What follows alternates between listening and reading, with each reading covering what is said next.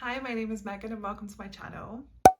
The sun is shining, it's July, and I'm finally getting out of my reading slump, which can only mean one thing. It's time to read some summer books. Coincidentally, all of the books I picked out for today's video have the word summer in the title, which I didn't mean to do. I just wanted to pick books which had summery vibes, but it fits perfectly, so I can't complain. So this week I'm going to be reading some summery books, and all of these are romances. All of them have cute covers and they're all books which I'm really excited for. Like I said, I've been getting out of a book slump. I just haven't really been reading much lately over the past few months, and I'm kind of behind on my reading goal. So I'm really excited to be in the mood to read, and what better thing to pick up than a cute little summery romance. So I have 3 picks here which, like I said, I'm really excited for. The first of which being Problematic Summer Romance by Ali Hazelwood.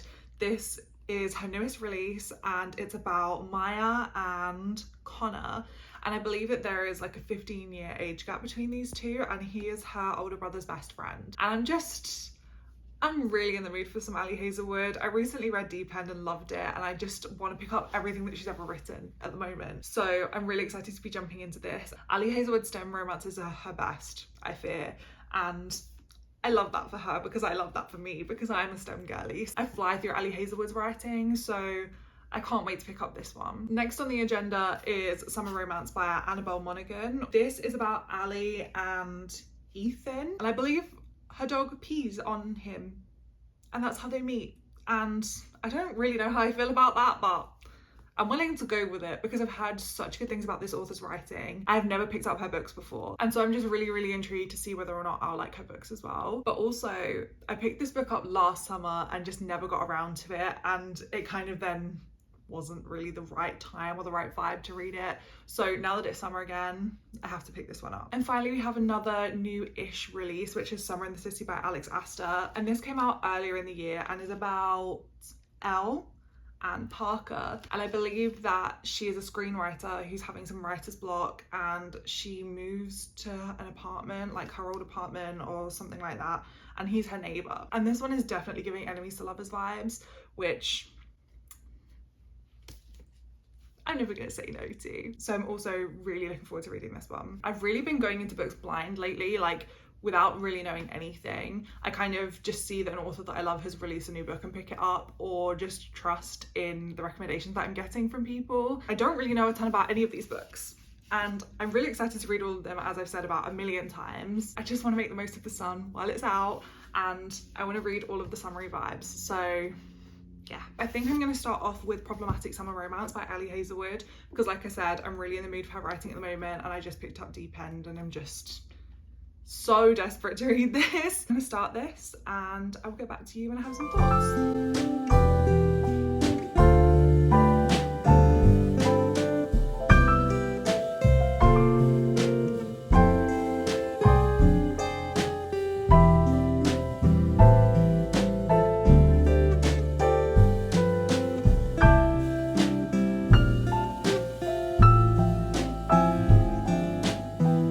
Okay, so I didn't manage to film anything yesterday because I was very busy and just had a hectic day, but I did manage to get about halfway through Problematic Summer Romance. I think I'm just under halfway actually, and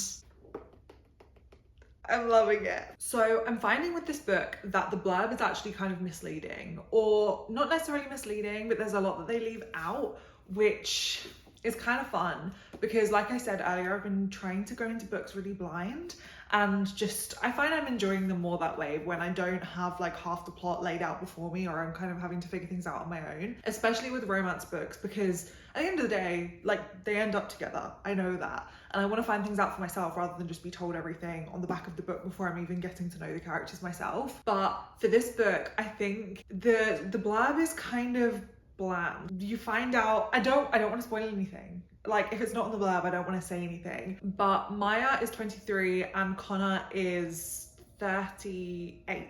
So he's 15 years older than her.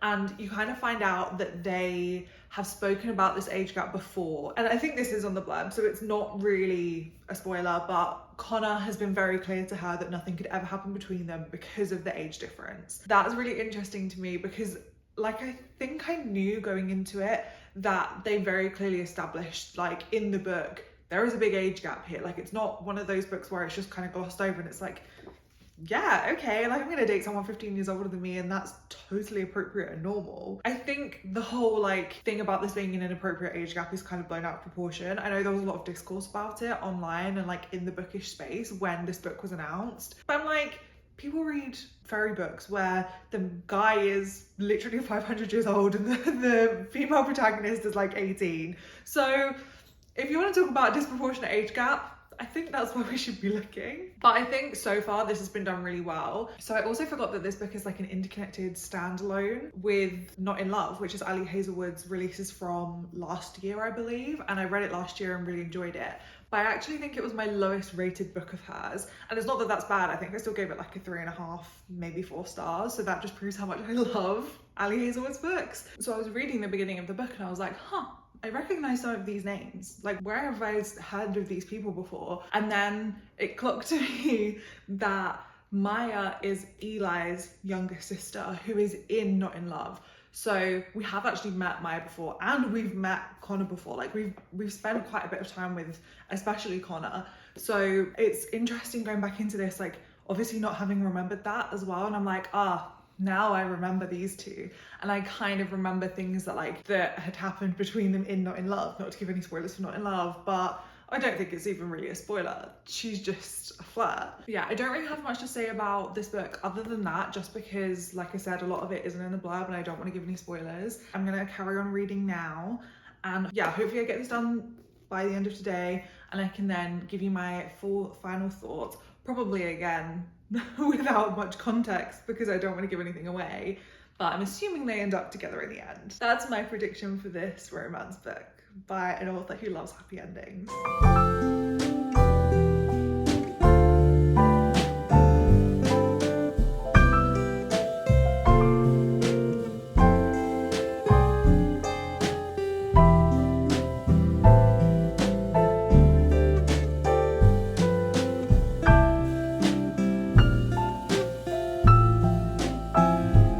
Like a bit of a mess today, but we're just gonna have to deal with that. So it's been a few days. We were with some friends this weekend and I've just not had any time to do much other than what we had planned, but I did manage to get finished Problematic Summer Romance since the last time I checked in, and I really loved this. I ended up giving it a 4.5 stars. I'm just not sure what it was missing that it didn't give me that 5-star feeling, but I did really love this. To be honest, I don't think Maya and Connor are like the best suited people in the world. Like in any normal circumstance, I don't think that these two people would get together, but I just love Ali Hazelwood. I love her writing and she managed to convince me. So what she says goes, to be honest. But I think, like I said in my last update, a lot of the plotline of this book isn't in the blurb. Like I think the blurb is actually very vague, which I really like because I find that so many books nowadays put so much information in the blurb that you just get spoiled for half the story. And I'm like reading the book and I'm halfway through and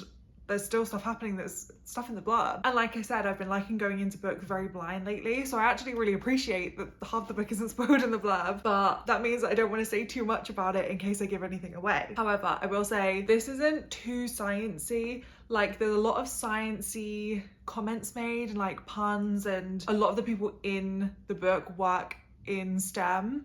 So there's that, and it's an Ali Hazelwood book. I don't really know what else you would expect, but other than that, it's the same kind of vibe from her as it's not too sciencey if you're not a scientist, which again I love, even though I am a scientist. I really enjoyed this. I think it's really worth the hype. I can understand why everybody else has been loving it as well. And yeah, I think this is a really solid Ali Hazelwood book. I know a lot of people didn't like Not in Love as much and weren't as big a fans of Deep End, but I think the reaction to this book has been generally positive and I found that I very much agreed with it. So this is the perfect summer book as well. It just gives all the summer vibe. It's set in Taormina in Sicily, which is, if you don't know, it's where The White Lotus season 2 took place. So there's also that, which is kind of funny. But yeah, this is a good one. I recommend. And I'm really glad to have finally got around to it as well because like I said, I picked this up before I went on my trip recently and didn't get a chance to get around to it. So I'm glad that I finally did. So in between finishing Problematic Summer Romance and now, I did manage to pick up Summer Romance. I'm currently on chapter 11, so 87 pages in. And we've got to the point where Ali and Ethan meet. It has on the back of the book that her dog pees on him, which I wasn't really so sure about. And it is kind of a funny meet cute. Also, he just does not care. And I just think if somebody's dog peed on me, I would not just be like, oh my god, you're so pretty. I would be like, what the fuck, your dog just peed on me. Like, he didn't care at all, not even a frown, not a flinch, nothing. The dog peed on him and he was like, okay then, your dog peed on me, you're hot. And I don't get that. But I have got to the part of the book where it's kind of like, oh, that's the premise of this story. And I do again enjoy the fact that in this book it seems as though the main plot line or one of the main tropes or storylines within this book isn't spoiled in the blurb.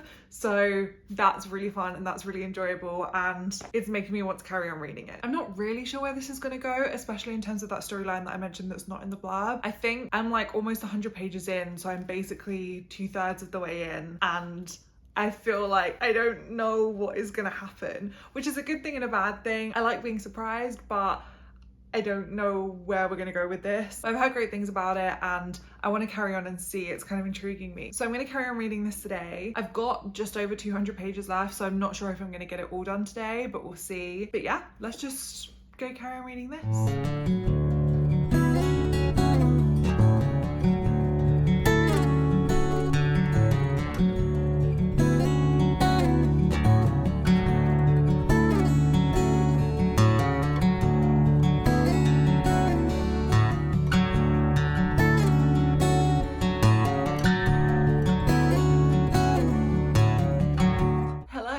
Yet another new day. If you can hear people outside, please ignore it because they're currently taking out the garbage. But I finally finished Summer Romance.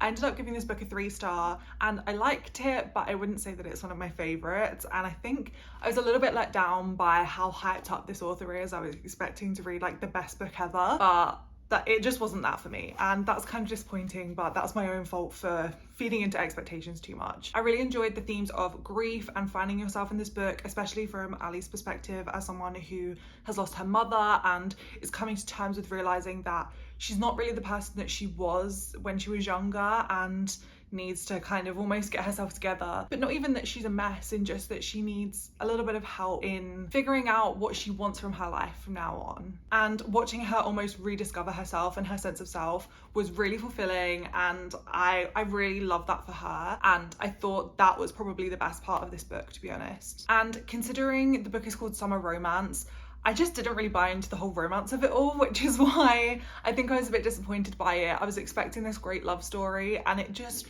didn't feel that way to me at all. We're told on page that Ethan has been like obsessed with Ali since high school, which I guess is probably a little bit of a spoiler because it's not on the blurb, but like her dog pees on him in the park and she has no idea who he is, but he knows who she is, and he just does not care at all. And I'm like, okay, you can be whipped for someone but still care that their dog peed on you. Like, you had literally no reaction. But I felt like the romance in this book was very much a case of being told about someone loving someone else without necessarily being shown it. Like, I just didn't get that sense that he loved her so much or was falling in love with her, but I was being told it, and I think that was the letdown of this book. Like, I've read so many romance books where the main male character is so weird for the female main character and you're not necessarily told that, but you can really see it. And I do think that because of that, this book could have really benefited with being dual perspective, because I think in that way we then could have got Ethan's perspective a bit more rather than just Ali's. But I've also read romance books where they're not dual perspective and they're just told from the female main character's point of view, and you still get that sense. So in that regard, this was a bit of a letdown for me. And I don't want to give any proper spoilers, but the ending of this book really annoyed me because they kind of set up Ethan's character to be this certain type of way and to have these morals and blah blah blah blah blah the whole way through the book. And then the ending is just like, what was the point? I didn't get mad by it, but it just kind of left me feeling almost like, oh, that's how we're gonna end it? Okay, I guess. Like, that's completely contrary to the rest of the book so far, but okay. So I gave this 3 stars, not because of the romance aspects of the book, but because of Ali's story in herself and like her journey on self-discovery, which I really enjoyed. But other than that, this is a little bit of a letdown. I would still recommend it because I know that people do love this author, so maybe it's just a me problem, but that was Summer Romance. And because it's been a little while since I've done a check-in, I am also over halfway through Summer in the City by Alex Aster, and this is also not going to plan, which is very upsetting. And it's not that I dislike this book, it's kind of the same with Summer Romance, it's just that I am so like meh towards it. Even though this is the shortest book of the 3 that I've read so far, it's under 300 pages. It's just taking me a while to get through. I sit down to read it and I feel like I'm just slogging away at it. And I am over halfway now, so I don't have too long left. I think I only have about 120 pages to go. I'm not sure what I'm gonna rate this yet, but at the moment I'm enjoying it less than I enjoyed Summer Romance. And if I gave that 3 stars, then it's not looking great for this book. And it's not that it's bad, I think it's just not for me. I do love that we're getting to see New York, because New York is a city that I've always wanted to visit and is making me want to go even more. I don't even believe the romance between Elle and Parker, to be honest. Like, we're told in the beginning of the book, and I think it's on the blurb, so I don't think this is a spoiler, that they basically almost hook up in a club one night on chapter 1. And this book takes place 2 years later, and she is house sitting in New York City for someone who lives next door to Parker, and they have a run-in one day, and basically they meet like once, and then he knocks on her apartment door and is like, hey, do you want to be my fake girlfriend? And I'm just like, where did that come from? And why on earth would you say yes? Because she is a screenwriter who has had some success but is struggling with writer's block to write her new screenplay, which is to be set in New York City, which is why she agreed to house sit there in the first place. But I'm just like, I don't get it. I don't get it. I just don't get it. And it's really frustrating. I'm not buying into the romance of it all. I'm sorry. But again, I know that people are really loving this and I'm willing to stick it out, especially because I only have another 120 pages left. I'm going to try and finish this book today, and then I would check back in and we will see if my feelings have changed at all towards it.